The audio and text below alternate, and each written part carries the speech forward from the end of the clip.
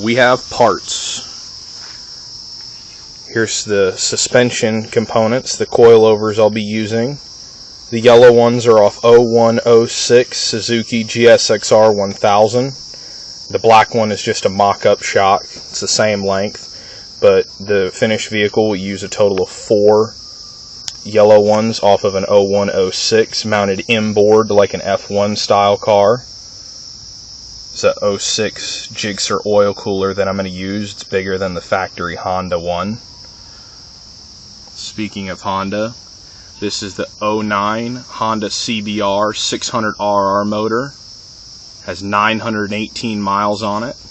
Has a red line of 15,500 RPM. 6-speed sequential gearbox with dual Denso fuel injection. There's the airbox and factory stainless steel header. Throttle bodies, 40 millimeters. Some spare parts off the CBR that came with the motor. This is a cool piece that came on the 07 through 2010 CBR600. It's a KYB electronically controlled steering dampener. Depending on your speed, RPM, and a few other factors, this adjusts the stiffness of the adapter.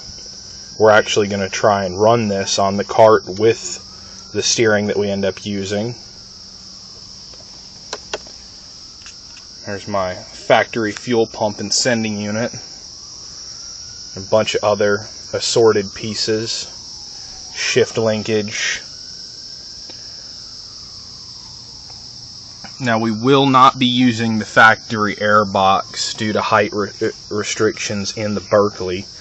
We only have 22 inches of mounting height to try and shoehorn this motor into. So we actually have to chop 3.5 inches off the oil pan, so it will be converted to a semi-dry sump system, which it will just use a Moroso oil accumulator, so it will not be a true dry sump with scavenges in the pan. There will be about a quart worth of sump in the pan left, but the rest of the oil will be stored in a 3-quart Moroso pressurized oil accumulator to keep us from having dry starts and to keep a higher oil volume. Plus, by mounting the larger oil cooler and having extended cooler lines to the front of the car, we will gain about 1.5 quarts of oil volume. So in total, we will be running almost a 7-quart oil system on this engine. So we should not have any issues with oil temperature. We're also clocking the motor forward about 27 degrees.